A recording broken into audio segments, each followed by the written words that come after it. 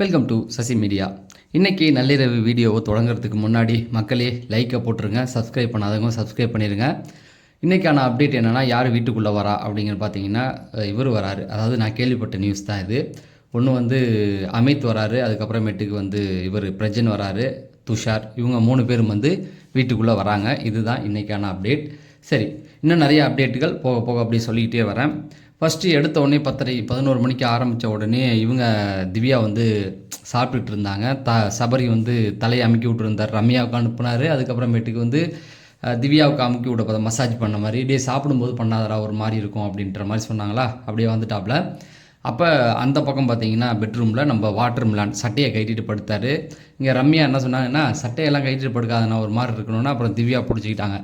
Water Milan சட்டையை கட்டிட்டு படுக்காதையா, அது ஒரு மாதிரி இருக்குயா, ஒழுங்கா உன் பக்கத்தில் நான் தான் படுத்துருக்கேன், நேற்று என் தூக்கத்தை கெடுத்துட்டேன், கொரட்டை விட்டு சட்டையை போட்டு படியான்னு அவர் அங்கேருந்து சொல்கிறாரு. இந்த மாதிரி எனக்கு புழுக்கமாக இருக்குன்னா வெளியில் போய் படு, இல்லைனா லிவிங் ஹாலில் படு, அங்கே படுக்காத அப்படிங்கிற மாதிரி சொல்கிறாங்க.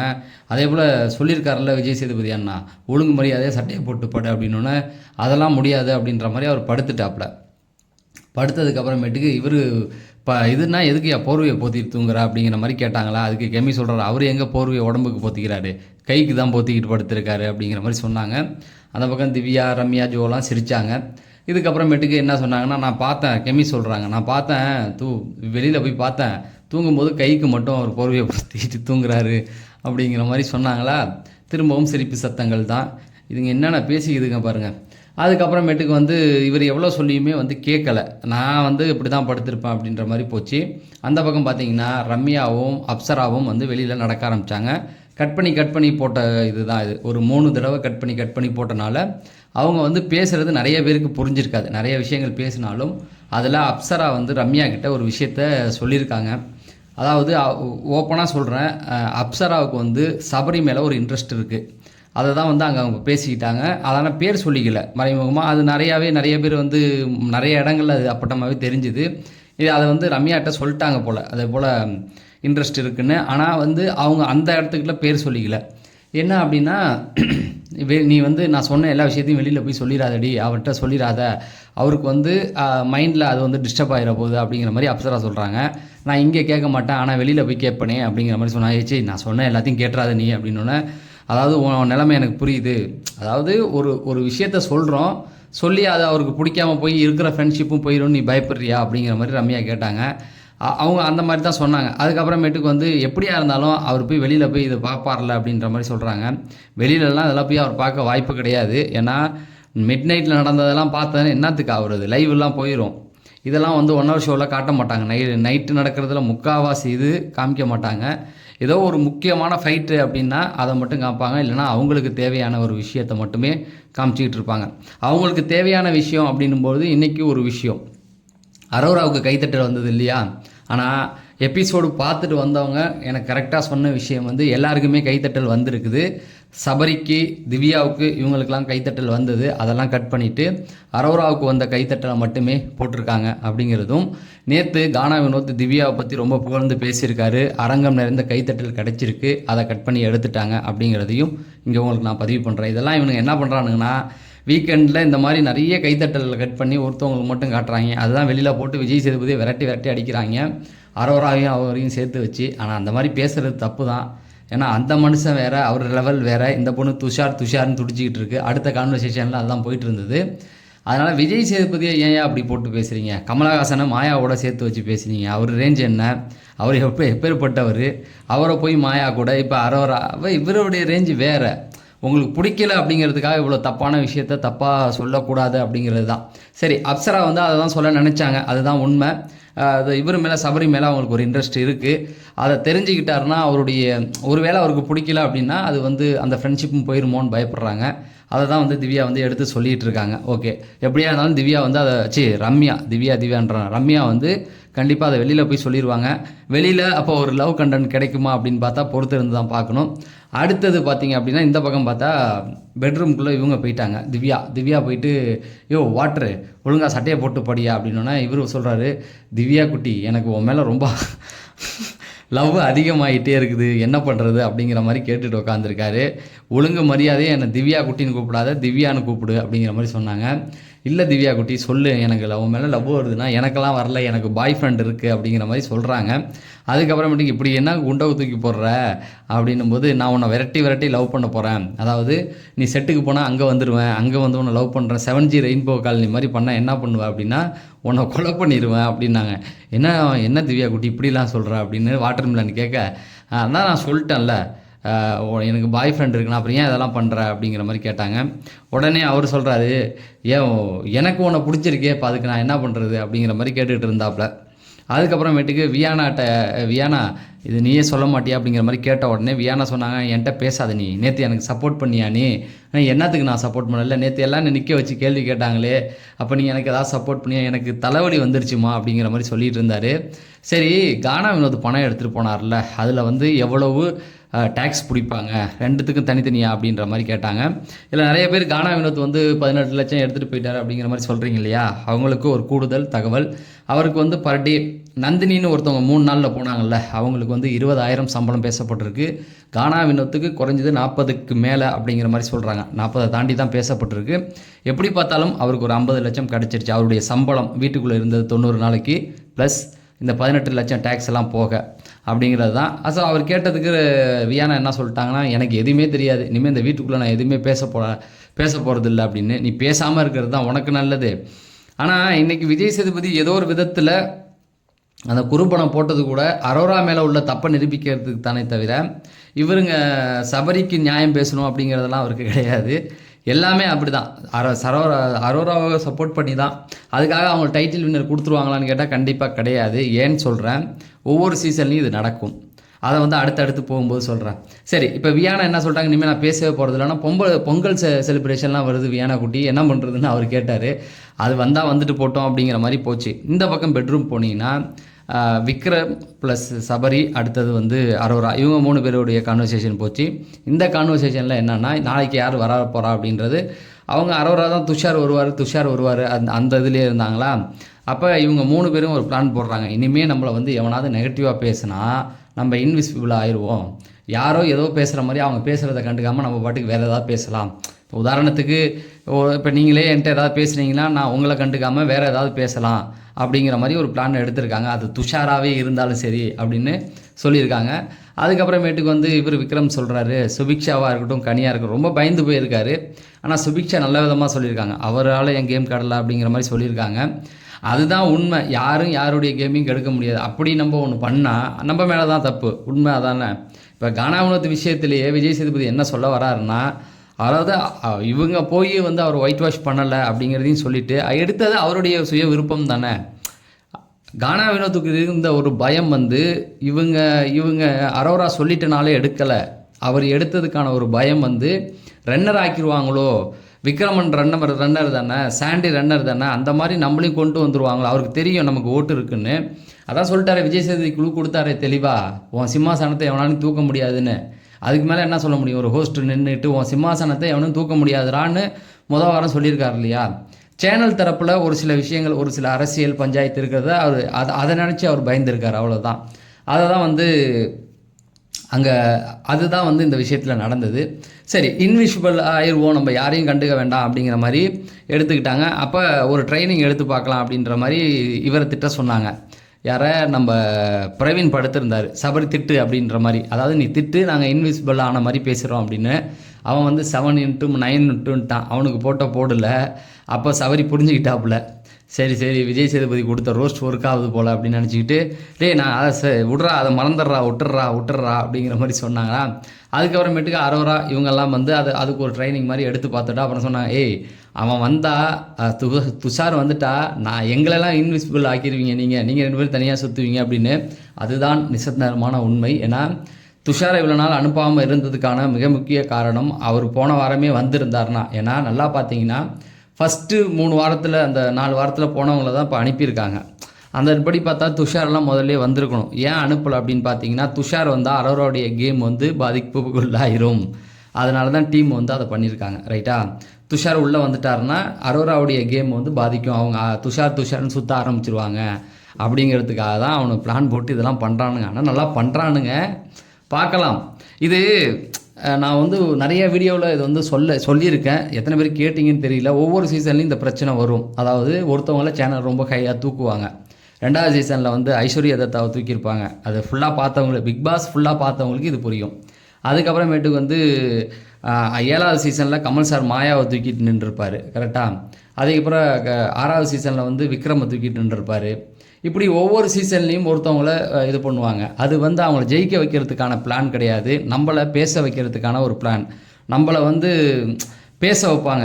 இவங்களுக்கு ஓவராக சப்போர்ட் பண்ணுறாங்க, இவங்களுக்கு ஓவராக சப்போர்ட் பண்ணுறாங்க அப்படிங்கிறதெல்லாம் எது குறிக்கும் அப்படின்னா, ஃபைனலை நோக்கி நம்மளை போவோம். ஆஹா, அப்போ இவங்களை ஜெயிக்க வச்சுருவாங்களோ, அவங்கள ஜெயிக்க வச்சுருவாங்க, அப்பட்டமாக இவர் தான் ஜெயிக்க போகிறாரு அப்படின்ற ஒரு வார்த்தையை சொல்லிட்டாங்கன்னா நம்ம எப்படி இன்ட்ரெஸ்ட்டாக பார்ப்போம். அப்போ அந்த ஃபினாலே வீக்கு இப்போ டம்மியாக போயிடும்ல, அதுக்காக இந்த மாதிரி பிளான் போவோம். இப்போ நான் ஐஸ்வர்யத்தை ஜெயிக்க வச்சுட்டாங்களா, மாயாவை ஜெயிக்க வச்சுட்டாங்களா, இல்லை விக்ரமுக்கு கமல் அவ்வளோ சப்போர்ட் பண்ணார், ஜெயிக்க வச்சுட்டாரா, அதெல்லாம் நமக்கு போடுற ஒரு வலை தானே தவிர உடனே அரோராவை ஜெயிக்க வச்சுருவாங்க அப்படிங்கலாம் கிடையாது. இந்த மாதிரியான ஒரு ஃபீல் நமக்கு கொடுப்பாங்க அவங்களே. இந்த மாதிரி நாங்கள் பண்ணிக்கிட்டு இருக்கோம், பாடுறான்னா நம்மள என்ன நினைப்போம், அவங்களுக்கு நமக்கு பிடிச்ச ஒருத்தர் டைட்டில் வின் பண்ண மாட்டாரோ, இவங்க தான் வின் பண்ணுவாங்களோ, நம்ம போட்டுக்கிட்டு பதறிட்டு கிடப்போம்ல, அதுக்காகவே ஃபைனல் பார்க்க ஓடுவோம் இல்லையா.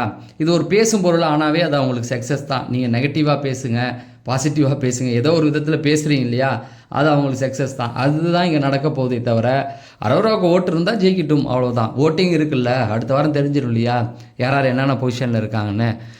அதுதானே இங்கே முக்கியமே தவிர, நீங்கள் அதை போட்டு மைண்டில் இது பண்ணிக்கிட்டு அதுக்கப்புறம் ஏஆர்எம் கான்செப்ட் ஒன்று வருது, அதுபடி கொடுத்துருவாங்க. அதெல்லாம் அது தெரியாதாங்க. ஏற்கனவே விஜய் சேதுபதியே நேற்றே ஒரு வார்த்தை சொன்னார், என்னையும் யானாவையும் சேர்த்து வச்சு பேசுனீங்களேடா அப்படின்னு கேட்டாரா இல்லையா. போகிற பக்கம் பார்த்தா அவங்களுக்கு வாய்ப்பு கொடுத்துருவாங்கன்னு. அது தெரிஞ்ச அவருக்கு இது போய் சேராதா, அறவராகி நம்மளையும் அவ்வளோ கேவலமாக கழுவி ஊற்றிக்கிட்டு இருக்காங்கன்னு. ஓட்டு தான் நம்ம பார்க்கணுமே தவிர அது நம்மளால் பார்க்க முடியாது. ஆனால் நமக்கு கையில் இருக்கிறது வந்து அன்அஃபிஷியல் ஓட்டு தானே, அதுக்காக நம்ம வெயிட் பண்ணி காத்திருக்கலாம் அப்படிங்கிறது தான் என்னுடைய கருத்து. சரி, காலையிலேருந்து நான் ஒரு அப்டேட் உங்களுக்கு கொடுத்துக்கிட்டே இருந்தேன். நைட்டு வந்து திவ்யாவுக்கும் திவாகருக்கும் ஒரு சண்டை இருக்குது அப்படிங்கிற மாதிரி சொல்லிகிட்டு இருந்தேன். எனக்கே பதட்டமாக போச்சு அவங்கெல்லாம் நடந்துக்கிறத பார்த்தா. ஏன்னா அவ்வளோ ஜாலியாக பேசியிருக்காங்க, என்னடா சண்டை வரலையே அப்படின்னு எதிர்பார்த்துக்கிட்டு இருந்தேன். அது வந்துருச்சு. ஒரு 3/4 மணி நேரம், கிட்டத்தட்ட 1 மணி நேரம்னே சொல்லலாம், அந்த அளவுக்கு ஒரு ஃபைட் ஒன்று போச்சு. இவர் திவாகர் பொங்கி எழுந்துட்டார் திவ்யாவுக்கு எதிராக. பிரச்சனை என்ன அப்படின்னு பார்த்தீங்கன்னா, அதான் ஃபஸ்ட்லேருந்தே நீங்கள் சொல்லிட்டு இருந்தீங்கன்னா திவாகரை வந்து அங்கே படுக்கக்கூடாது அப்படிங்கிறதுல வந்து திவ்யா தெளிவாக இருக்கிறாங்க. ஏன்னா கொரட்டை வருது, தூங்க முடியல அப்படிங்கிறதுக்காக என்ன பண்ணுறாங்கன்னா, நாங்கள் கேர்ள்ஸ் எல்லாம் இங்கே படுக்க போகிறோம் நீ போ அப்படிங்கிற மாதிரிலாம் சொல்லிகிட்டு இருக்காங்க. அவர் வந்து படுத்துட்டார். படுத்ததுக்கப்புறமேட்டுக்கு வந்து திவ்யா வந்து வாட்டர்மிலன் நீ இங்கேருந்து போ, அங்கே போய் படுத்துக்க அப்படிங்கிற மாதிரி சொல்லிகிட்டு சொன்னாங்க. இவர் என்ன சொல்கிறாரு அப்படின்னா, இல்லை அவருக்கு விருப்பம் கிடையாது, அவர் அங்கே தான் படுக்கணும்னு நினைக்கிறாரு, திவ்யாவுக்காக கிடையாது. அவர் வந்து அந்த இடத்துல நல்லா ஏதோ ஒன்று சம்திங், அந்த ஏசி இதெல்லாம் ஏதோ ஒத்துக்குது போல். ஏன்னா சட்டையை கைட்டி படுத்துருக்காரு. எனக்கு கேட்டதுக்கு முதல்ல சொல்லிட்டாப்புல, எனக்கு புழுக்கமாக இருக்குது அப்படின்றதுனால அங்கே ஏசி இருக்கிறதுனால அங்கேயே படுக்கணும்னு நினைக்கிறாரு. திவ்யா வந்து தொடர்ந்து அதை இது பண்ணிகிட்டு இருக்காங்க. வியானாவும் வந்து அண்ணா எங்கள் மேலே பாசம் இருந்தால் நீ அங்கே போய் படு அப்படிங்கிற மாதிரிலாம் பேசுகிறாங்க. அவங்களும் அதுதான், இனிமேல் என்கிட்ட பேசாத அப்படிங்கிற மாதிரிலாம் சொல்லிகிட்டு இருந்தாங்க. ஒரு கட்டத்தில் அவர் என்ன பண்ணாங்க, அவர் பேசி உனக்கு போய் பொண்ணுங்கள்லாம் நாங்கள் இங்கே படுக்க போகிறோம், ஆம்பளைங்க நீங்கள் அங்கே போய் படுங்க அப்படிங்கிற மாதிரி சொன்னாங்க. இந்த பக்கம் அந்த இவன் இருக்கான்ல பிரவீன், அவன் சொல்கிறான், ஆமாண்டா பொண்ணுங்கள்லாம் இங்கே படுக்க போகிறாங்கடா, நீ போய் அங்கே படுத்துட்றான்னு. இவன் பாம்பேக்கு போய் அவர் ஆப்ரேஷன் பண்ணிட்டு வந்துட்டான்னு நினைக்கிறேன். இவன் ஆம்பளை, அதுவே தெரியாமல் அங்கே உட்காந்துட்டு இவனும் ஏற்றி விட்டான், மைலேஜ் ஏற்றி விட்டான். அந்த ஃபைட்டுக்கு காரணமே இவன் தான்.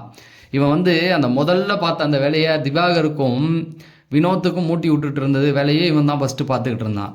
அது அந்த மாதிரி வேலையை பார்த்துக்கிட்டு இருந்தான். தொடர்ந்து கிண்டல் பண்ணிட்டு இதெல்லாம் ரொம்ப அநியாயம்டா, பொண்ணுங்களுக்கான இதை கொடுறா, பொண்ணுங்கள்லாம் இருக்கும்போது நீ ஏன்டா அப்படி பண்ணுற அப்படிங்கிற மாதிரிலாம் நல்லா ஏற்றி விட்டுக்கிட்டே இருந்தான். சரி, இப்படி ஒரு கட்டத்துக்கு போகும்போது நான் தூங்க போகிறேன்டான்னு அந்த ஆள் வந்து படுத்துட்டாப்புல, எதுவுமே இது பண்ணலை, நல்லா அசந்து ஓரளவுக்கு தூங்க ஆரம்பிச்சிட்டார் போத்திட்டு. இவங்க தொடர்ந்து அவர் கிண்டல் பண்ணிக்கிட்டு வாட்டர்மிலான்னு போடா அந்த பக்கம் போடா அப்படின்னு இவங்க அவங்க சொல்ல ஒரு கட்டத்தில் இவங்க என்ன பண்ணிட்டாங்க, போயிட்டு இது எடுத்துகிட்டு வந்துட்டாங்க. ரம்யா வியானா போயிட்டு அந்த ரூமில் ஏதோ ஒரு ரூமை வந்து இது பண்ணிட்டாங்க, ரெடி பண்ணிவிட்டு திவ்யாகர் நீ அங்கே போ, பொண்ணுங்கள்லாம் இங்கே வரோம் அப்படிங்கிற மாதிரி ஆயிடுச்சு. கெமி வந்து ஸ்வீட் பண்ணிவிட்டு எடுத்துகிட்டு வராங்க. கெமி அங்கே போய் படுக்குதுன்னா, நான்லாம் படுக்க மாட்டேன், நான் தலை ரூமில் தான் படுப்பேன்னா அவங்க இடத்துல ஸ்ட்ராங்காக இருக்காங்க. எங்கேயுமே வரல, நான் அங்கேயே படுத்துக்கிறேன், வாட்டர்மிலன் அந்த பக்கம் வரவிடக்கூடாது அப்படிங்கிறதுல அவங்க இதாக இருக்காங்க. இப்படி போயிட்டு இருக்கும்போது ஸ்வீட் செஞ்சு வந்ததுக்கப்புறமேட்டுக்கு இப்போ ஒரு கட்டத்தில் அவர் என்னன்னா டென்ஷன் ஆகிட்டார். பிரவீன் வந்து ரொம்ப பேசணுன்னா டென்ஷன் ஆகி எஞ்சி கத்த ஆரம்பிச்சிட்டாரு. உனக்கு மரியாதை அவ்வளோதான், இனிமேல் இந்த மாதிரிலாம் பேசியிருந்தேன்னா உனக்கு சும்மா விட மாட்டேன், நீ யாரா என்னை பற்றி இப்படிலாம் பேசுகிறதுக்கு அப்படின்னு ஏஞ்சிட்டாப்புல. அந்த பக்கம் இந்த பக்கம் இவங்கள்ட்டையும் வந்துட்டாப்புல. திவ்யா கிட்டே, திவ்யா உனக்கு அவ்வளோதான் மரியாதை, நீ வந்து உன் வீடு கிடையாது, நீ உன் இஷ்டத்துக்கு என்ன அங்கே போ இங்கே போ அதெல்லாம் நீ சொல்லக்கூடாது, இது இது என்ன உங்கள் வீடா பட்டா போட்டிருக்கா, நான் எங்கே வேணால் படுப்பேன் அப்படிங்கிற மாதிரி அவர் சொல்லிட்டாப்ல. இப்போ இவங்க வந்து ஏய் நீ வந்து போகிறேன்னு சொன்னனால தானடா நான் வந்து உங்கள் அங்கே ரூம்லாம் ரெடி பண்ணி கொடுத்தோம், இப்போ வந்து மாற்றி மாற்றி பேசுகிற, நீ போகிறேன்னு சொன்னனால தான் நாங்கள் அதை பண்ணோன்னு. அது கிடையாது திவ்யா, நீங்கள் ஆரம்பத்துலேருந்து அவர் அங்கே அனுப்ப தான் ட்ரை பண்ணீங்க, போகிறேன்னு அவரை வந்து கட்டாயப்படுத்தி தான் ஒத்துக்க வச்சுக்கிட்டீங்க, அவர் மிரட்டினீங்க நாளையிலேருந்து என்கிட்ட வந்து பேசக்கூடாது. இவங்களும் சொல்கிறாங்க வியானாவும் என்கிட்ட வந்து பேசக்கூடாது, இவனை ஒதுக்கி வச்சிடணும், பேச வேண்டாம் அப்படின்லாம் சொல்லி ஒரு அளவுக்கு கட்டாயப்படுத்தினீங்க. அவரை கட்டாயப்படுத்தி கட்டாயத்தின் விளையை ஒத்துக்கிட்டாரு. அதில் வந்து இவன் வேறு மைலேஜ் ஏற்றி விட்டு சிரிச்சுக்கிட்டே இருந்தனால கடுப்பாயிட்டாப்புல. அப்போ நான் அங்கெல்லாம் போக முடியாதுன்னொன்னே அதுக்கப்புறம் இனிமேல் வந்து என்கிட்ட பேச்சுவார்த்தை வச்சுக்காதரா அப்படின்ற மாதிரிலாம் சொல்லிட்டாங்க. இந்த இடத்துல அவர் என்ன சொன்னார் அப்படின்னா, இவங்க வந்து திரும்பவும் திவ்யா சொல்கிறாங்க, வாட்ரு உனக்கு வந்து இனிமேல் வந்து நீ என்கிட்ட இந்த சிரித்து பேசுகிறது இதெல்லாம் வச்சுக்காத வாட்ரு அப்படிங்கிற மாதிரிலாம் சொன்னதுக்கப்புறமேட்டுக்கு அவர் வந்து என்ன சொன்னார், திவ்யா நீ இப்போ புரிஞ்சிக்காமல் கோவப்படாத திவ்யா, ரொம்ப கோவப்படுற திவ்யா அப்படிங்கிற மாதிரி சொன்னார். உடனே அவன் நீ நீ நீ தாண்டா என்கிட்ட கோவட்ட, நீ எப்படி என்னை கத்துவ, நீ கத்திட்டு வந்து நீ வந்து திரும்ப இப்படி பேசுவியானோன்னே, உனக்கு இவ்வளோ கோவம் ஆகாது திவ்யா, இப்படி பண்ணாத திவ்யா அப்படிங்கிற மாதிரி சொல்கிறாரு. அவங்க கேட்கல, போட்டு அடிக்க ஆரம்பிச்சிட்டாங்க. அப்புறம் அவர் படுத்துட்டாருன்னு நினைக்கிறேன். படுத்துட்டு இவங்க ஸ்வீட்டு தூங்கிட்டாருன்னு நினைக்கிறேன். இவர் ஸ்வீட்டெலாம் சாப்பிட்டதுக்கப்புறமேட்டுக்கு என்ன ஆச்சுன்னா, திரும்ப அவரை பேசி பேசி டிஸ்டர்ப் பண்ண ஆரம்பிச்சிட்டாங்க. டிஸ்டர்ப் பண்ணி திரும்ப அவரை எழுப்பி விட்டாங்க. ஸோ அப்போ அவருக்கு வந்து தொத்திருச்சு, ஏஞ்சி பனியனை போட்டு வந்து இந்த இடத்துல விக்ரம் ஒரு வேலையை பார்த்து விட்டாப்புல. விக்ரம் என்ன பண்ணிட்டாப்புலனா, அவர் ஏந்திரிச்சு அங்கே வரதாக தான் இருந்தார் அந்த ரூமுக்கு. விக்ரம் வந்து என்ன வாட்டர் நீ அங்கேயே வர போகிற அப்படின்னா, இல்லையா என்னை கட்டாயப்படுத்துகிறாங்க. அப்போ கட்டாயத்தினால வரியா, உனக்கு இங்கே படுக்குன்னா படுத்துறியா அப்படிங்கிற மாதிரி இவர் சொல்லிட்டாப்புல. அவர் இதான் ஜாக்குன்னு படுத்துட்டாப்புல. படுத்த உடனே திவ்யாவுக்கு டென்ஷன் ஆகிடுச்சு. அவங்கள்ட்ட விக்ரம் என்ன விக்ரம், நாங்கள் எவ்வளோ கன்வின்ஸ் பண்ணி அவர் அங்கே வர வச்சுருக்கோம், நீங்கள் பாட்டுக்கு அப்படி சொல்லிட்டீங்க, அவர் படுத்துட்டாப்புலன்னு. அவர் ஏங்க நான் சும்மா ஒரு வார்த்தை சொன்னோன்னா அந்த ஆள் படுத்துட்டாங்க அப்படிங்கிற மாதிரி அவர் சொல்லிட்டாப்புல. சொல்லிவிட்டு அந்தாண்ட ரூமுக்கு போய் ஜன்னல் வழியாக நின்றுட்டு அந்த கண்ணாடி வெளியே போய் ஐயோ வாட்டரே ஏஞ்சிராத அங்கேயே படுத்துரு அப்படின்ற மாதிரி அவர் சொல்கிறோன்னே இவங்க வந்துட்டு இப்படியே பார்த்துக்கிட்டு இருந்தாங்க. அப்போ அவங்களுக்கு இன்னும் கோபம் ஆகிடுச்சு திவ்யாவுக்கு. வாட்டரை போட்டு கண்ணாமண்ணான்னு திட்ட ஆரம்பிச்சிட்டாங்க. இதில் ஒரு கட்டத்தில் அவர் ஏஞ்சிருச்சு வெளில வந்தாப்புல பனியனை போட்டுட்டு வந்து, யாரா நீங்கள், யாரா என்ன தூங்கக்கூடாதுன்னு சொல்கிறதுக்கு நீங்கள் யாரா, இது என்ன உங்கள் ஊடாடா, என்னை எப்படா நீங்கள் தூங்கக்கூடாதுன்னு சொல்லுவீங்க, இந்த பிக் பாஸ் கண்டஸ்டனோட ஃபஸ்ட்டு இது நான் தாண்டா, வீட்டுக்குள்ளே முதல்ல வந்தவன் நான் தாண்டா, என்னை எப்படா நீங்கள் சொல்லலாம் அப்படின்னு ஆரம்பித்தார் பாருங்க. இன்னொரு மோட ஒன்று எடுத்தார், இந்த ஷோ போதல்ல வெளில தெரியறதுக்கே நான் தாண்டா காரணமாக இருந்தேன்னாரு. அது உண்மைதான். ஏன்னா ஜென்ரல் ஆடியன்ஸாக இருக்கட்டும் யாராக இருந்தாலுமே இந்த ஷோவுடைய ஃபஸ்ட்டு கண்டஸ்டன்ட் யாருன்னு அந்த நான் பிக் பாஸ் அப்டேட் கொடுத்தோம் இல்லையா, யாரெல்லாம் வருவான்னு, பேர் வாட்டர் மிலான் வந்தது. ஸோ ஜென்ரல் ஆடியன்ஸுக்கு இது போய் ரீச் ஆணுச்சு. திவாகர் போகிறாராமே என்ன பண்ண போகிறாரு அப்படின்னு ஏன் ஷக்கீலாவே அவங்களுடைய இன்டர்வியூலலாம் பேசியிருந்தாங்க. அதே போல் அந்த சீசன் பிக்கப் எடுக்கிறதுக்கும் வாட்டர் மிலான் உள்ளே இருக்காரு, இவரை போட்டு அடிச்சுக்கிட்டு இருக்காங்க அப்படின்னு சந்தோஷத்துலேயே நிறைய பேர் பார்க்க ஆரம்பித்தது. அந்த ரீச் வந்து வாட்டர் மிலான் தான் கொடுத்தது. இன்னொன்று, வாட்டர் மிலான் இருக்கிற வரைக்கும் ஏன் தூக்குனாங்க தெரியுங்களா, வாட்டர் மிலான் இருக்கிறதுனால பல பேர் வெளியில் தெரியாமலே இருந்தாங்க. அவர் மட்டும்தான் வந்துக்கிட்டே இருந்தார் ப்ரொமோவில், சண்டை அப்படி தான் வந்தது. கானா வினோத்து கொஞ்சம் நெகட்டிவாகவே வர ஆரம்பித்தார் அந்த டைமில். கொஞ்சம் போயிருந்தா வாட்டர் மிலான் வந்து ஃபுல்லாகவே இருந்திருந்தா, ஓட்டின் அடிப்படையில் அவர் தூக்கலை இருந்திருந்தா கானா வினோத்துடைய பேரும் நெகட்டிவாக போயிருக்கும். இவர் வெளில வந்ததுக்கப்புறம் தான் அந்த இது இல்லைனா ஓரளவுக்கு அவங்க 2 பேர் சண்டையிலையுமே திவாகர் மேலே தப்பு இருக்குது, வினோத் மேலேயும் தப்பு இருக்குது, அவரும் உருவகேலி பண்ணுறாருன்னு அப்பயே பேச ஆரம்பித்தாங்க எல்லாருமே. அதனால் அவர் அப்போ வாட்டர் மிலான் இருந்திருந்தாருன்னா இன்ன வரைக்கும் இருந்திருப்பார். இவருடைய பேரும் வினோத் பேருடைய பேரும் கெட்டு போயிருக்கும் உருவகேலியில். அந்த பக்கம் பார்வதியும் வெளியில் அவ்வளோதான் தெரிஞ்சிருக்க மாட்டாங்க. ஏன்னா இவர் போனதுக்கப்புறம் தான் பார்வதி ரொம்ப வெளியில் வந்தாங்க. அது வரைக்கும் பார்த்தீங்கன்னா அவருடைய ஷேடோ தான் அதிகமாக, அதுக்கு முன்னாடி பார்த்தீங்கன்னா அவருடைய ஷேடோவில் தான் அவங்க இருந்தாங்க. இப்படி நிறைய பேர் வெளியில் காமிக்கணுங்கிறதுக்காக தான் வாட்டர் மிலானை தூக்கி அடித்தது. அதுக்கப்புறம் தான் எல்லோரும் வெளியில் வந்தாங்க. ஒரு அளவுக்கு இவங்களுக்கு பேர் கிடச்சிது. அவர் இருந்திருந்தாருன்னா வாட்டர் மிலான் அவர் பேர் தான் வந்திருக்கும். அதைத்தான் அவர் வந்து அங்கே சொல்கிறாப்புல, நான் தாண்டா காரணம், இந்த ஷோ வெளியில் தெரிகிறதுக்கு நான் தாண்டா காரணம், ஏன்டா என்ன யாரா நீங்கள் சொல்லுவீங்க, என்னை எப்படா இங்கே படுக்க சொல்லுவீங்க நீங்கன்னு ஆரம்பிச்சிட்டாப்புல. அப்புறம் சவரி இவரெல்லாம் வந்தவுடனே திவ்யாவுக்கு என்ன பண்ணுறது தெரியல. திவ்யா நீலாம் ஒயில் கார்டில் வந்தால் நான்லாம் உனக்கு முன்னாடியே, செந்தில் சொல்லுவார்ல ரிப்பன் வெட்டின காலத்துலேருந்து இருக்கேன் அப்படின்னு, அந்த மாதிரி உனக்கு முன்னாடியே நான் இருக்கேன், நீ எப்படி எனக்கு சொல்லுவ அப்படின்னு சொல்லி ஒன்று வந்துட்டாங்க 2 பேரும். என்னையா என்னையா நீ என்னையா சொல்கிறேன்னா, நீ யாரும்மா என்ன சொல்கிறதுக்கு அப்படின்னு அங்கே போயிட்டாரு. தள்ளி போய் வந்து பேசியா, எப்படியா நீ என்கிட்ட வந்து இப்படி பேசுவ, நீ மட்டும் என்கிட்ட இப்படி பேசுவ அப்படிங்கிற மாதிரி ரெண்டு ஒன்றுன்னு ஒன்று அடிச்சிக்க ஆரம்பிச்சிரு. அதுக்கப்புறமேட்டுக்கு நீ எப்படி சொல்லுவ, உன் கூடாது, நீ எப்படி சொல்லுவ என்னை படுக்கக்கூடாது அப்படின்னு. நான் உன்னை வந்து சொல்ல, நீ தான் வந்து என்கிட்ட சொன்ன, வாக்கு கொடுத்த, அந்த ரூமுக்கு போகிறேன்னா அதனால தான் எழுப்புனேன். அதெல்லாம் கிடையாது. திவ்யா வந்து வேணுக்குன்னு தான் உங்களுக்கு அவன் குரட்டது விடுறது டிஸ்டர்பன்ஸாக இருக்குது. ஓப்பனாக சொல்லியிருக்க வேண்டியதானே, டேய் நீ குரட்டை விடுற எங்களுக்கு பிடிக்கல அப்படிங்கிறத சொல்லலாம். அவ்வளோதான் பண்ண முடியும் அந்த வீட்டில். அதை தான் அவர் கேட்டார். வருமா, எனக்கு விக்ரம்கிட்ட அந்த கேரக்டர் பிடிக்கல, திவ்யா கிட்ட கேரக்டர் பிடிக்கல, அதுக்காக இந்த வீட்டில் நீங்கள் மாற்றிக்க முடியுமா அப்படின்னா விக்ரம வந்துட்டாப்புல, ரம்யாலாம் வந்துட்டாங்க. அப்போ சொன்னான், உன் கேரக்டர் முடியலன்னு உன்னால் மாற்றிக்க முடியல, என்ன மாற்றிக்க சொல்ல, நீ யார் முதல்ல அப்படிங்கிற மாதிரி போட்டு அடிச்சிட்டாப்புல அவர் மைண்டில் இருந்ததுலாம். அப்போ திவ்யாவால் ஒன்றும் பேச முடியல. அப்போ இந்த பேர் கத்தி பேசாத அப்படிங்கிற மாதிரி போயாச்சு. அப்புறம் வந்து சபரி வந்து இரு என்ன ஆச்சு அப்படின்னும் போது, டே நீங்கள் யாராவது என்னை துரத்தினீங்களா? இதுக்கு முன்னாடி அங்கே ஒரு வார்த்தையை விட்டுட்டாங்க திவ்யா. அதாவது கானா வினோத்தை பச்சையாக அங்கே போட்டு கொடுத்தது அந்த அம்மா. என்னென்னா, கானா வினோத்து பொட்டியை தூக்கி போட்டாப்புல, அந்த ரூமில் வந்து படுக்கக்கூடாதுன்னு சொன்னாப்புல, நான் தான் இவரை வந்து இங்கே படுக்க வச்சேன், அந்த நன்றி கூட இல்லை அவருக்கு அப்படிங்கிற மாதிரி சொன்னாங்க. அதாவது கானா வினோத்துக்கு அன்னைக்கு வந்து பெட்டியை எடுத்தாந்து வச்சாப்புல, அதுக்கு அவரே போய் சண்டை போட்டு கேட்டாப்புல, ரைட்டா? கானா வினோத்து துரத்தி விட்டார் அப்படிங்கிற ஸ்டேஜுக்கு பேசுனாங்க. அப்படிலாம் அவர் துரத்தில், ஜஸ்ட் ஏதோ ஃபன்னாக அவர் பண்ணார் அப்படிங்கிற மாதிரி தான் இருந்தது அந்த ஷோவில் பார்க்கும்போது. அவர் வந்து உங்களை துரத்தி விட்டார், நான் தான் உங்களுக்கு வந்து இடம் கொடுத்தேன் அப்படின்னும் போது ஒரு வார்த்தை பிடிச்சா, யாரா நீங்கள் யாரா என்னை துரத்தி விட்றதுக்கும் உள்ளே சேர்த்துக்கிறதுக்கும் உங்களுக்கு யாரா அந்த உரிமை கொடுத்ததுன்னு போட்டார் அங்கே ஒரு பாலை. அந்த அம்மாவால் ஒன்றுமே பேச முடியல. சரி, இப்படியே வச்சுக்குவோம். கானாவை வந்து துரத்தி விட்டார், நீங்கள் வந்து இடம் கொடுத்தீங்க திவ்யா. இன்றைக்கி என்ன பண்ணுறீங்க? இன்றைக்கி நீங்களும் அவர் பண்ணது தானே பண்ணுறீங்க, துரத்தி தானே விடுறீங்க. அப்போ அன்றைக்கி கானா வினோத் பண்ணது தப்புன்னா இன்றைக்கி நீங்களும் அதை தானே பண்ணுறீங்க. என்ன இடம் கொடுக்குற மாதிரி கொடுத்துட்டு இன்றைக்கி வெளில போன்னு தள்ளி விட்றீங்க. அதை தான் அவர் பிடிச்சிக்கிட்டாப்புல. கானா வினோத் வந்து என்னை துரத்தி அதையும் சொல்கிறாப்புல, கானா வினோத் என்னை துரத்தி விடல. இதுதான் இப்போ கானா வினோத்துக்கும் அவருக்கும் வந்து சண்டை வரத்துக்கு காரணமே சுற்றி இருந்தவனுங்க மூட்டி விட்டது தான். அவனுங்க ரெண்டு பேரும் ஒன்றா தான் ஏன் பண்ண மெய்யழகன் காம்பெல்லாம் நல்லா கொண்டாடிக்கிட்டு இருந்தேன். அதை என்ன சொல்கிறாரு, அவர் என்னை துரத்தி உள்ள பெட்டியை எடுத்துகிட்டு வந்தாப்புல. நான் கேட்டேன், வினோத் சார் ஏன் இப்படி பண்ணுறீங்கன்னா, அது அங்கேயே முடிஞ்சிருச்சு, நீங்கள் தான் அதை பெருசுப்படுத்துறீங்க அப்படிங்கிற மாதிரி கானா வினோத் போட்டு அடித்தாப்புல.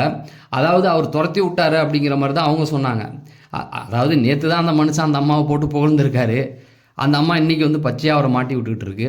அதுக்கு அவர் சொன்னார், நான் துரத்தி உள்ள என்னை தள்ளி விட்டாரு, நான் கேட்டேன் அப்படின்னா. இன்னும் நிறைய பேர் பண்ணாங்க, அவர் மட்டும் இல்லை, இன்னும் நிறைய பேர் பண்ணாங்க. அது யார் சொல்லுன்னா சொல்லலை, அது அவங்களுக்கே தெரியுன்ற மாதிரி விட்டுட்டாங்க. அதுக்கப்புறமேட்டு இவர் என்ன சொன்னால், சபரிகிட்ட சொல்லி, சபரி நீங்களாம் என்னை துரத்தி விட்டீங்களா சபரி, அங்கே வரக்கூடாதுன்னு சொன்னீங்களா சபரி அப்படின்னு சொல்லி கேட்குறாரு. இவர் விக்ரமும் சொல்கிறாப்புல, இல்லை அப்படிலாம் யாரும் சொல்ல, இப்போ கூட வா, நீ எதை பாரு, நீ நானும் ஒரே பெட்டில் தூங்கியிருக்கோம், வாட்டர் மிலான் அவர் சொன்ன, முதல்ல நம்ம ரெண்டு பேரும் ஒன்றா தானே தூங்கணும், அதில் என்ன எனக்கு பிரச்சனை, வா போய் படுத்துக்கலாம் வா அப்படிங்கிற மாதிரி சொன்னாப்புல.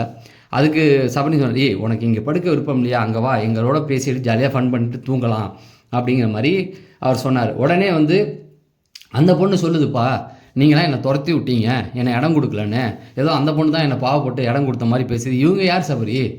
இந்த வீட்டில் நான் வந்து ரிப்பன் வெட்டின காலத்துலேருந்து இருக்கேன், இந்த வீட்டோட முதல் கண்டஸ்டண்டா நான், முதல் கண்டஸ்டன்ட். என்ன சொல்கிறதுக்கு உங்களுக்கு என்னடா உரிமை இருக்குது? இந்த சீசன் வெளியில் போகிறதுக்கு நான் தாண்டா வெளியில் முக்கியமான ஒரு காரணமாக இருந்தேன், one of the most contestant நான் தாண்டா அப்படின்னு திரும்பவும் ஆரம்பித்தேன். டே ரொம்ப போகாதரா, விட்டுறா அப்படின்ற மாதிரி அவங்க சொல்லிட்டு இருந்தாங்க. அவர் கேட்குற மாதிரி இல்லை. அங்கே இதில் படுத்திருந்த இவரே வந்துட்டாப்புல, அவர் பேர்னா பிரவீன் காந்தி. சார் நீங்கள் வந்து அப்படி பேசுறது தேவையில்லை, நீங்கள் முதல்ல அதை சொல்லாதீங்க சார் அப்படின்னு அவரை ஒரு போட்டாப்லையா. அதுக்கப்புறமேட்டுக்கு ஓரளவுக்கு திவ்யா வந்து அவர்கிட்ட பேச வந்தாங்க. இனிமேல் வந்து இப்போ திவ்யா எடுத்த ஒரு விஷயம் சரியாக தப்பான்னு எனக்கு தெரியல. நான் வந்து 2-3 நாளாக நள்ளிரவு வீடியோவில் சொல்கிறேன், பார்க்குறவங்களுக்கு தெரியும். என்னென்னா, நீ வந்து என்னை வந்து கட்டி பிடிப்பம்ப, கல்யாணம் பண்ணிக்கணும்னு சொல்லுவேன், என்னை வந்து லவ்வின்னு சொல்லுவேன், அதெல்லாம் நான் பொறுத்துக்கணும், நான் ஒன்று சொன்னால் உன்னால் தாங்கிக்க முடியாதா அப்படிங்கிற மாதிரி கொண்டு வராங்க. எதோட கனெக்ட் பண்ணுறாங்க அப்படிங்கிறது எனக்கு சத்தியமாக புரியல. அதாவது உன்னை வந்து அவங்க கட்டி பிடிப்பேன் அப்படின்னு சொன்னால், உன்னை வந்து லவ் டார்ச்சர் கொடுத்தான் அப்படின்னா அதுக்கு நீங்கள் இடம் கொடுத்தீங்க. இதை தான் நான் வந்து 2 நாளைக்கு முன்னாடி வெள்ளிக்கிழமை வீடியோ போய் பார்த்தீங்கன்னா இதில் நான் சொல்லியிருப்பேன். அதாவது அந்த ஆளை வந்து நீ பக்கத்தில் இடம் கொடுக்குறனால தான் அவன் வந்து உன்கிட்ட பேசுகிறான். நீ வந்து அவனை அங்கேயே அவாய்ட் பண்ணியிருந்தா அவன் பேசியிருப்பானா? சரி, சாண்ட்ரா கிட்ட என்னைக்காவது போய் அவர் வந்து உன்னை நான் லவ் பண்ணுவான்னு கேட்டிருக்காரா? லவ் பண்ணுறவான்னு கேட்டிருக்காரா? இல்லை உன்னை நான் கட்டி பிடிப்பேன்னு சொன்னாரா? கனிக்கிட்ட சொன்னாரா? சரி கல்யாணம் ஆகிடுச்சு விட்டுடுவோம். ரம்யா ஜோட்ட என்னைக்காவது போய் பேசினாரா? இல்லை. அப்போ நீ ஒரு இடம் கொடுத்தனால சுபிக்ஷாட்ட பேசியிருக்காருன்னு நினைக்கிறேன். ஆனால் சுபிக்ஷா ஒரு இடத்துல கண்டிச்சிட்டாங்க கூப்பிட்டு. ஆனால் இனிமேல் இந்த மாதிரிலாம் பேசாதீங்க, நம்ம 2 பேரும் பிரதர் சிஸ்டர் தான் அப்படின்ற மாதிரி ஒரு இடத்துல எடுத்து சொல்லிட்டாங்க. ஸோ எதுக்கு இதெல்லாம் நான் சொல்ல வரேன்னா, அவங்க ஒரு இடம் கொடுக்குறாங்க இல்லையா, அதை தான் வெள்ளிக்கிழமையே சொல்லியிருந்தேன். இவங்க ரொம்ப இடம் கொடுக்குறாங்க, அதனால தான் அந்த ஆள் அப்படி நடந்துக்கிறான். இல்லைனா அவன் பாட்டுக்கு அவன் வேலையை பார்த்துட்டு போயிடுவான் இல்லையா. இவங்க இடம் கொடுக்க தான் அவன் பேசினான். இப்போ அவங்க என்ன சொல்கிறாங்க அப்படின்னா, நீ என்னை கட்டி பிடிப்பண்ண, லவ் பண்ணுறன்ன, துரத்தி லவ் பண்ணுறேன்னா அதெல்லாம் மட்டும் நான் பொறுத்துக்கணுமா அப்படின்னா, இது தப்புன்னு பண்ணால் நீங்கள் பிக் பாஸ்ட்டை ஒரு கம்ப்ளைண்ட் பண்ணால் அவர் தூக்கி வெளியில் போட்டுருவாங்க. கரெக்டாக?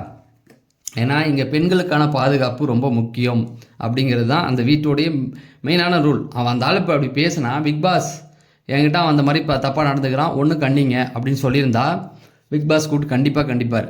ரைட்டா? விஜய் சேதுபதி ஒரு 10 நிமிஷத்துக்கு முன்னாடி தான் போயிருந்தார். ஓகேவா? 10 நிமிஷத்துக்கு முன்னாடி வந்தவர்கிட்ட அவர் இந்த மாதிரி என்கிட்ட லவ் டார்ச்சர் கொடுக்குறாரு சார்னு சொல்லியிருந்தா ஸ்ட்ராங்காக ஒரு போட்டிருப்பார். ரைட்டா? அப்படி இருக்கும்போது நீங்கள் ஒரு இடம் கொடுக்குறீங்க, அதை ரசித்தனால தானே அவர் அப்படி பேசுகிறாரு. வெள்ளிக்கிழமையுடைய தம்ப்நெயிலில் நான் ஒன்று போட்டிருப்பேன், வீடியோ கால் ரகசியம் அப்படின்னு. அதுக்கு நீங்கள் என்ன சொல்லியிருந்தீங்க தெரியுமா? அவன் தான் என்கிட்ட தப்பாக பேசுகிறான்னு இன்றைக்கி சொல்கிறாங்க.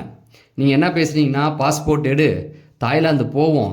தாய்லாந்து நீ பாஸ்போர்ட் எடுக்கலாம்னு தாய்லாந்து வர முடியாது, சைனீஸ் கேள் கிடைக்காது, நீ கடைசி வரைக்கும் வீடியோ பார்த்து தான் அப்படிங்கிற மாதிரி சொல்லிட்டு சிரிச்சிங்க. என்கிட்ட வீடியோ ஃபுட்டேஜ் இருக்குது. ஓகேங்களா? இதை நீங்கள் சொல்லியிருக்கீங்க. இதை நாங்கள் என்னென்னு எடுத்துக்கிறது? இப்போ நீங்கள் அவன் என்னை கட்டி பிடிப்பான், என்கிட்ட தப்பாக நடந்துக்க முயற்சி பண்ணுறன்னு ஒரு விஷயத்தை நீங்கள் சொல்கிறீங்க, நாங்கள் ஏற்றுக்கிறோம். நீங்கள் அவர்கிட்ட பேசுனதை நாங்கள் என்னென்ன எடுத்துக்கிறது? இது எதை குறிக்குது? வீடியோ பார்த்து தான் எதுவும் சொல்ல வந்தீங்களா அவர்கிட்ட? அப்போ அவர் எந்த மாதிரி உணர்வு வரும் நீங்களே சொல்லுங்கள். அவர் பேசுனது தப்புன்னே வச்சுக்குவோம், வாட்டர் மிலானு. இவங்க இந்த மாதிரி ஒரு விஷயத்த நீ வீடியோ பார்த்து தான் எல்லாம் பண்ணுற மாதிரி இருக்குன்னா, சைனீஸ் கேள் கிடைக்காது, தாய்லாந்து போவோம், சைனீஸ் கேள் கிடைக்கலன்னா உனக்கு கிடைக்காது, அப்புறம் கடைசி வரைக்கும் நீ வீடியோ பார்த்து தான் எல்லாம் பண்ணணுன்றாங்க. இதை ஒரு ஆம்பளை எந்த மாதிரி புரிஞ்சுக்குவான் நீங்கள் சொல்லுங்கள். அப்போ நான் என்ன சொல்ல வரேன்னா, திவ்யா மேலே தப்பு சொல்ல வரல.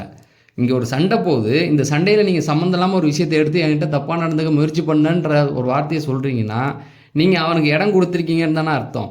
இடம் கொடுக்க போய் நீங்கள் இந்த அளவுக்கு வீடியோ பார்த்து பண்ணுன்ற அளவுக்கு நான் ஓப்பனாக சொல்கிறேன். அன்றைக்கி சொல்லலை, எனக்கு புரியலன்னு சும்மா விட்டுட்டு போனேன் அவங்கள்ட்ட. இப்போ இப்படி ஒரு பிரச்சனையை நீங்கள் எடுத்துகிட்டு வரும்போது இந்த இடத்துல அவருக்கு என்ன தோணும்? அதுதான் எனக்கு தோணுச்சு. ஸோ அவங்க புரியாமல் அதை பேசினோடனே அப்பா அவர் திரும்ப ஒன்று போட்டார், நீ தான் என்கிட்ட பேசின, நீயும் என்கிட்ட பேசின, வாடா போடான்னு சொல்கிற, பேர் சொல்லி சொல்கிற, இன்னும் நிறைய விஷயங்கள் பேசுகிற, அதை இப்போ நான் எப்படி எடுத்துக்கிறது அப்படிங்கிற மாதிரி ஒரு போட்டு விட்டார். அதுக்கப்புறமேட்டு சபரி நிற்க வச்சு இரு அமைதியாரு, உடனே ஒன்று மட்டும் சொல்கிறேன், உனக்கு பிடிச்சா அங்கே படு, இல்லைன்னா இங்கே வா, நாங்கள் பார்த்துக்குறோம் அப்படின்னோடனே அதுக்கப்புறமேட்டுக்கு அந்த ஆள் படுக்க போயிட்டான். படுக்க போனதுக்கப்புறமேட்டுக்கு திவ்யா அடுத்த ஒரு வேலை பார்க்குறாங்க. பிரவீன் காந்திகிட்ட சார் நாங்கள் இப்படி தான் சார் சொன்னோன்னா, அந்த விளக்கெல்லாம் சொன்னோன்னா பிரவீன் காந்தி சரி விட்டுருங்க, அவர் அப்படி தான் அப்படிங்கிற மாதிரி சொல்லிட்டு போயிட்டாப்புல. அதுக்கப்புறமேட்டுக்கு அங்கே போயிட்டு விக்ரம் நல்லா வேலை பார்த்து விட்டீங்க விக்ரம் அப்படின்னோடனே விக்ரம் சொன்னான், இந்த பாருங்க நான் ஒரு வார்த்தை சொன்னேன், உனக்கு விருப்பம் இல்லைன்னா அங்கேயே படுத்துறியான்னு சொன்னேன். அவன் உடனே அந்த ஆள் படுத்ததுக்கு நான் என்ன பண்ண முடியும் அப்படிங்கிற மாதிரி விக்ரம் ஒரு போட்டு விட்டாப்புல. ஸோ இப்போ இந்த இடத்துல விக்ரம் பொறுத்த வரைக்கும் ஒரு வார்த்தை சொன்னவனே அவன் படுத்துட்டானா அவர் என்ன பண்ண முடியும்? ஆனால் ஆக்சுவலாக அவர் வர்றது அவருக்கு பிடிக்கலன்னு நினைக்கிறேன். அப்பப்போ லைட்டாக தூண்டி விட்டுக்கிட்டு தான் இருந்தார் ஜன்னல் வழியாக. இங்கே போய் மிலன்னு படுத்துரு, ஏன் அவங்க சொன்னால் உனக்கு என்ன, உனக்கு விருப்பம் இல்லையா அப்படின்னு. அதில் அவர் கேட்க உனக்கு விருப்பம் இருந்தால் வா, இல்லைனா படுத்துரு அப்படிங்கிற மாதிரி சொல்ல வந்தார். ஆனால் வாட்டர் மில்லனுக்கு அங்கே போகிறதுக்கு விருப்பம் இல்லைங்கிறது தான் உண்மை. அதனால தான் இவ்வளோ பிரச்சனை. திவ்யாவுக்கு அவர் இங்கே இருக்கக்கூடாதுங்கிறதுல பிரச்சனை. அதுவும் அவருக்கு என்ன இன்னும் கொஞ்சம் ஏறினது அப்படின்னா, இந்த பிரவீன் கூட சேர்ந்துக்கிட்டு அவங்க ரொம்ப கலாய்ச்சாங்க அவரை. வியானா எல்லாம் 5 பொண்ணுங்க ஒன்று சேர்ந்துருச்சுங்க, கெமி எல்லாம் ஒன்று சேர்ந்துட்டு அவரை பிரவீனை வச்சு பண்ணும்போது ஏற்கனவே பிரவீனுக்கு அவனுக்கு ஆகாதுன்னு தெரியும். அப்புறம் அவனை சப்போர்ட் சேர்த்துக்கிட்டு பண்ணும்போது அவருக்கு கொஞ்சம் ஒரு பர்சனலாக எடுத்துக்கிட்டாப்புல. சரி எதுக்கு இவன் சொல்லிலாம் நம்ம போகணும் அப்படிங்கிற ஒரு எண்ணம் அவருக்குள்ளே வந்துருச்சு. அந்த ஒரு காரணமாகவும் அவர் படுத்துட்டாப்புல. இவங்க அதை பிரவீன் காந்திகிட்ட சொன்னாங்க, இந்த மாதிரி விசாரணைன்னா சரி விட்டுடுங்க அப்படின்னோன்னா. இப்போ இங்கே பெட்ரூமில் விக்ரம்கிட்ட அதை சொன்னோன்னா, நான் அவர் ஒரே போட்டேன். இந்த பாருங்க, எதுக்கு முதல்ல கேட்டாங்க, எதுக்கு அவர் இங்கே படுக்க நீங்கள் சொல்கிறீங்கன்னா, விக்ரம்கிட்ட திவ்யா கேட்டாங்க, விக்ரம் நாங்கள் அவரை பேசி அங்கே வந்து வர வச்சோம், நீங்கள் எதுக்கு அவரை இங்கே படுக்க சொல்கிறீங்க அப்படிங்கிற மாதிரி விக்ரம்கிட்ட அவர் கேட்டாங்க.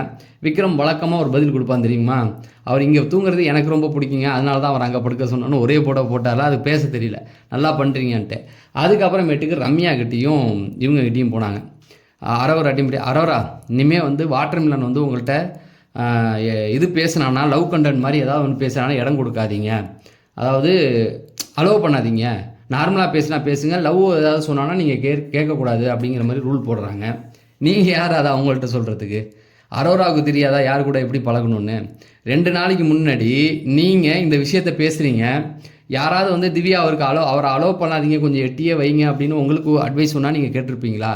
உங்களுக்கு இப்போ ஒரு பிரச்சனை வந்துடுச்சு அப்படின்னு நீங்கள் பாட்டுக்கு வந்து அரோராட்டை ஏற்றி விட்றீங்க, அரோராட்டையும் திவ்யாட்டையும் இனிமேல் அவனை வந்து என்கரேஜ் பண்ணாதீங்க, லவ் கண்டென்ட் கொடுத்தா அவனை வந்து துரத்தி விட்டுருங்கன்றீங்க. 2 நாளைக்கு முன்னாடி வரைக்கும் நீங்களே அதை தானே பண்ணீங்க. அன்றைக்கி யாராவது வந்து உங்கள்கிட்ட சொன்னால் நீங்கள் ஏற்றிருப்பீங்களா? ஏற்றிருக்க போகிறது கிடையாது. ஸோ இந்த மாதிரி வேலையை தான் நீங்கள் பார்த்து விட்டுக்கிட்டு இருந்தாங்க. இந்த பிரச்சனையில் பொறுத்த வரைக்கும் வாட்டர் மேலே தப்பு இருக்கானா? தப்பு கண்டிப்பாக இருக்குதான், ஓகேங்களா? வாட்டர் மேலே நான் என்ன சொல்ல வரேன்னா, அந்த ஆள் வந்து முதல்ல ஒரு வாக்கை கொடுத்துட்டான்னா அவனை வழிகட்டாயம் பண்ணி தான் அவனை தூக்கிட்டு போக சொன்னாங்க. அதில் ஒரே ஒரு தப்பாக அவன் சட்டை போட்டு படுத்துருக்கணும் அப்படிங்கிறது தான் என்னுடைய கருத்து. ஏன்னா பெண்கள் இருக்காங்க, அது ஒரு மாதிரி வியர்டாக இருக்குது அப்படின்னு. அதை திவ்யா கூட கேட்குறாங்க, நீ சட்டையை கட்டுன்னு நானும் சட்டையை கட்டு படுக்குவான்னு ஒரு ஃபன்னாக கேட்டாங்க முதல்லையே. அப்போ பார்த்துங்களேன், இது எதுக்கு நான் சொல்ல வரேன் அப்படின்னா, அந்த ஆள் பனியன் போட்டு படுத்துருக்கணும், அது மட்டும் தானே தவிர அவன் கொரட்டை விட்றான் எங்கே தூங்குறான் அதெல்லாம் அவங்களுக்கு கேவலையே கிடையாது. இப்போ திவ்யா 2வது ஒரு விஷயம் எடுத்தாங்களே, என்கிட்ட நீ தப்பாக பேசுன அப்படின்னு, அதுக்கு தான் இதை சொல்கிறேன். வாட்டரு நீ சட்டையை கட்டி படுக்க, அப்புறம் நாங்களும் சட்டையை கட்டி படுத்தா எப்படி இருக்கும் வாட்டர் உனக்கு அப்படின்ற மாதிரி சொன்னாங்க. அப்போ இந்த அளவுக்கு ஒருத்தவங்ககிட்ட நீங்கள் பர்சனலாக பேசுகிறீங்க, தப்பாக சொல்லலை, நீங்கள் தப்பாக பேச மாட்டாங்க, திவ்யாவும் ஒரு கரெக்டாக நடந்துக்கக்கூடியவங்க தான். ஆனால் இந்த அளவுக்கு இடம் கொடுக்குறீங்கல்ல ஒருத்தவங்ககிட்ட பேசுகிறதுக்கு, அந்த இடத்த கொடுத்துட்டு அதுக்கப்புறம் என்கிட்ட தப்பாக நடந்துக்கிட்டான் அப்படின்னு ஒரு வார்த்தையை சொல்கிறதும், இன்னும் இருக்கிற 2 பொண்ணுங்கள்கிட்ட போயிட்டு இனிமேல் அவன்கிட்ட அப்படி தப்பாக பேசாதீங்க, அவன் லவ் கண்டென்ட் கொடுத்தா அவன் பக்கத்தில் நெருங்காதீங்கன்னு சொல்கிறதும் உங்கள் மேலே தான் தப்பாக தோணுதே தவிர அவர் மேலே தோணலை. அவரை பொறுத்த வரைக்கும் நீங்கள் இடம் கொடுத்தா வருவாரே தவிர, இல்லை நீ ஒதுங்கி போனால் அந்த ஆள் ஒதுங்கி போயிடுவான், அதுதானே தவிர இந்த இடத்துல வந்து அவனை தூங்கக்கூடாதுன்னு சொன்ன ஒரு பிரச்சனையை நீங்கள் வேறு மாதிரி மாற்ற ட்ரை பண்ணிட்டீங்க. என்கிட்ட தப்பாக நடந்துக்கிட்டான், அங்கே நடக்கிற பிரச்சனை நீ ஏன் என்னை வெளில போக சொல்கிற அப்படின்னு தான் அவர் கேட்குற. எனக்கு விருப்பம் இல்லை, நான் இங்கே படுக்கிறேன்னு சொன்னவரை நீங்கள் வேறு பொம்பளை கேஸில் இழுத்து விடுறதுக்கு தான் ட்ரை பண்ணாங்க. அதுதான் எனக்கு தோணுச்சு மக்களே. இதுதான் வந்து அந்த நைட்டு காலிலேருந்து இது ஒரு பெரிய பரபரப்பு, என்ன சண்டையாக இருக்கும், சாப்பாட்டு சண்டையா, என்ன பிரச்சனை, சாண்ட்ராவுக்காக இது பண்ணுறதா அப்படிங்கிற மாதிரி இருந்தது. நான் காலைல தெளிவாக சொல்லியிருந்தேன், இந்த லவ் கண்டென்ட்டை வச்சு தான் ஏதோ ஒரு பிரச்சனை ஒன்று வரப்போகுது, அந்த தூங்குற பெட்டு இதை வச்சு தான் வந்திருக்குது. இதுதான். அதுக்கப்புறமேட்டுக்கு போன விஷயத்தெலாம் அடுத்த வேறு வீடியோவில் சொல்கிறேன். இப்போ நான் விடைபெறுறேன். நன்றி, வணக்கம்.